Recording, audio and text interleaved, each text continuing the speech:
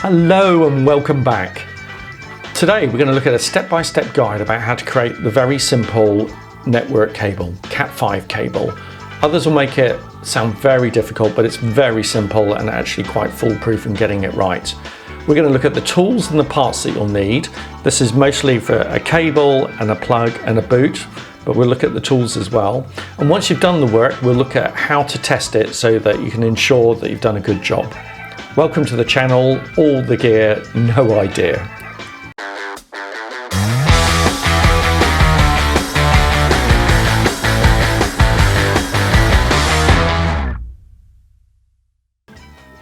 There's many reasons to put a plug on a CAT5 cable.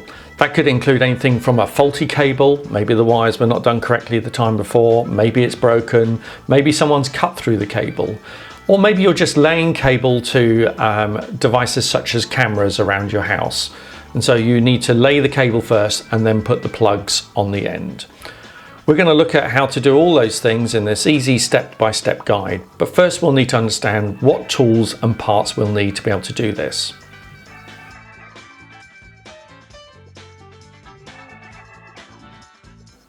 You're going to need some RJ45 CAT5 plugs, and here is one, but buy a pack big enough to do the job. They come in sizes of 10, 50 and 200. Want yourself some pass-thru. These are Klein pass-thru plugs. We'll see why they're pass-through, but and also nice in that they've got a little card in the back that's got the two wiring diagrams, so it shows you the order of the colors. So there's either the A convention or the T568B convention. We're going to use B. Most people use B, it's the most prevalent one. So we're going to go for T568B. Handy guide on here, but there's a handy guide on the tool as well. So we've got everything we need for understanding what colors and what order they should be in.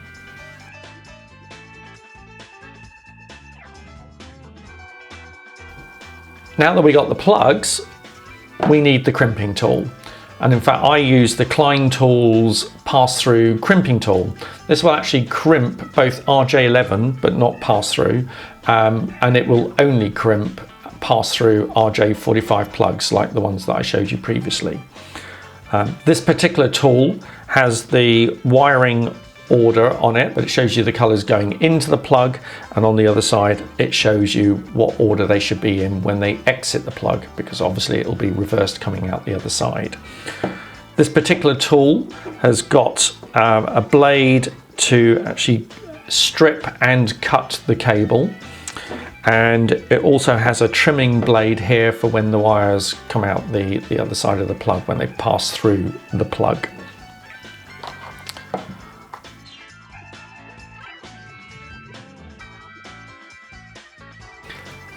The other tool that we need right at the end is some sort of testing tool. So this will test that both ends of the cable have been wired up correctly and that the orange goes to the appropriate pin on both ends of the cable. And so we'll see how to test our work using this particular tool. The other thing you might need is either a small modeling knife or a pair of snips, just to tidy up some of the cable and cut the strands. Finally, what you'll need is a boot, and a boot for each plug that you put on, and you can buy these in packs of 50 or 100. You can buy them in different colors, and obviously these are all purple. So we're going to see how to use those. These are critical to stop the plugs breaking.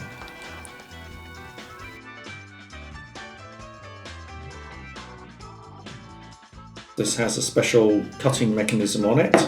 So we're going to just here and adjust. You can see it's got the word cut on it, but essentially we're going to push down on the handle, brings the blade down, and we've cut the cable now. So the next thing we're going to do is we're going to get one of the boots that we've got, and we're just going to thread that on with the small end on first and leave the larger end showing. So we'll just push that on because we'll never get that on after the plug's on, and there's been many a time I've forgotten to put the boot on. So put it on now. First thing you do, put the boot on the cable.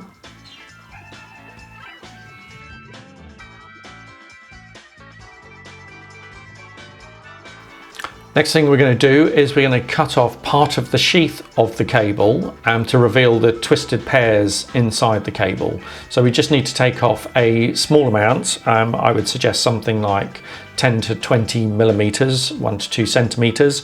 And again, we're going to use the tool in its strip mode. So to do that, we feed it into the groove. Can you see where it says strip? There's a small groove there. So we're going to leave an amount, 20 centimeters is fine, and then we're going to basically push down on the blade, and you can see that the blade doesn't quite go through the cable, but it just nicks the outside. And so if we rotate the cable, it'll basically score the cable all the way round. It's not absolutely critical, and sometimes you might even use a modeling knife to do this, but so we just twist the cable in there, move the tool round. And then if we bend the sheath round, what happens is that the sheath of the cable starts to break, and there it comes off. And so we're left with a small amount of twisted pairs.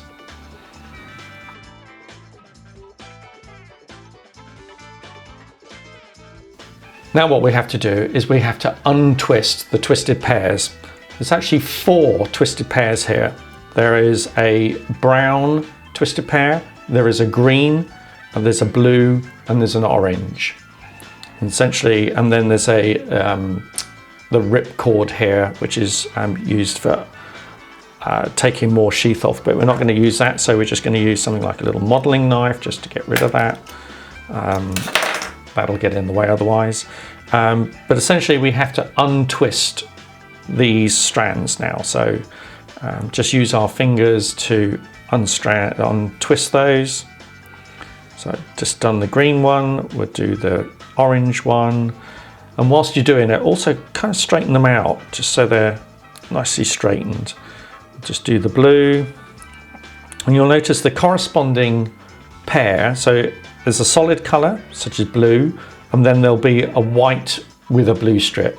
There'll be a solid orange, and then a white with an orange strip. There'll be a solid green, and then the white with a green strip. And finally, there'll be the solid brown, and then the white with a brown strip going through. So once we've sort of straightened all of those out, we are then ready to move on to the next step.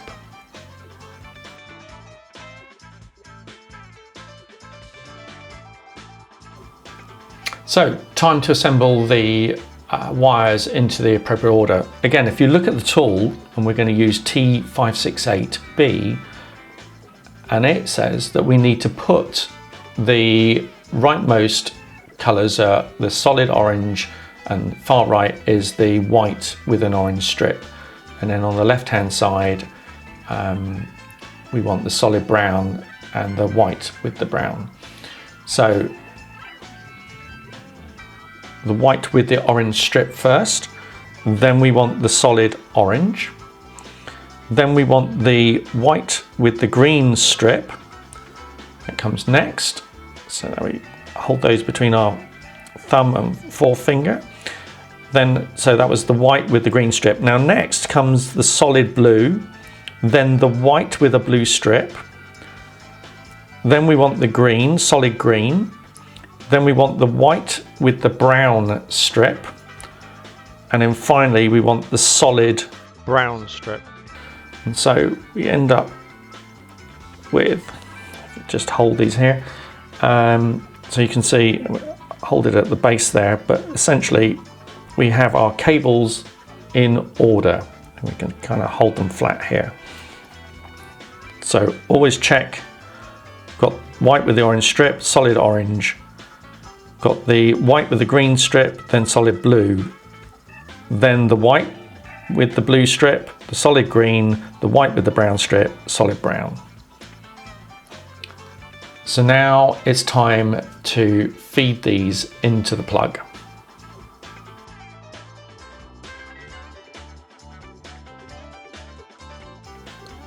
So the next thing to do is got our colours in the right order. Now need to get a plug, put the clip up, got the brown on the far side and orange, the white with the orange strip closest to my finger here. So we take the plug with the clip facing up and gently tease the wires into the plug, and there's a set of channels that actually guide the cables as you push them through. The other thing to make sure is that the sheath goes right far in as you can get it into there. So the sheath has gone in quite a way, and this is what the plug looks like now. You can do another visual check on the ordering of the wires, but essentially that's what you've ended up with. So the clip here, brown wire at the top there, and then the white with the orange stripe on the other side. So now we're ready to crimp. So we get the crimping tool and push the plug into the crimping tool like so. And if we turn it around, we can see the colors of the wires. And again, we can do another visual inspection and just make sure that the ordering of the colors is correct. So I can see from here that we've got the whites with the orange strip and then the orange, and this is all corresponding to the color guide here for T568B. So we push this home as much as possible, push down on the handle, and you can see the blade. It's actually going to cut the excess cable, so all the way down, and it's also crimped it. So let's pull the cable out, and here we can see I've actually crimped the cable here. It's at this point that possibly we would have forgotten to put the boot on, and had we done so, there would be no way to get that on now. However, if we look further down our cable, we've got our boot ready and waiting, so we can just slide it up over the casing, making sure the bulbous bit goes over the clip, and that protects the clip from being dragged backwards over the front and breaking at some point. So that's what it should look like. And when you push the clip, you push on the rubber boot. So that's one completed plug. But now it's time to test the plug.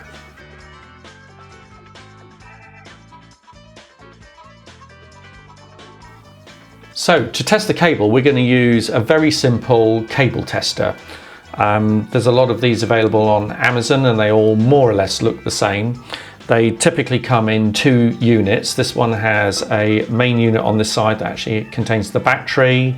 Very simple operation. You can either switch it on or off, and it also has an S mode, which we'll see is just slow mode, so it cycles through the wires in the cable slowly rather than fast.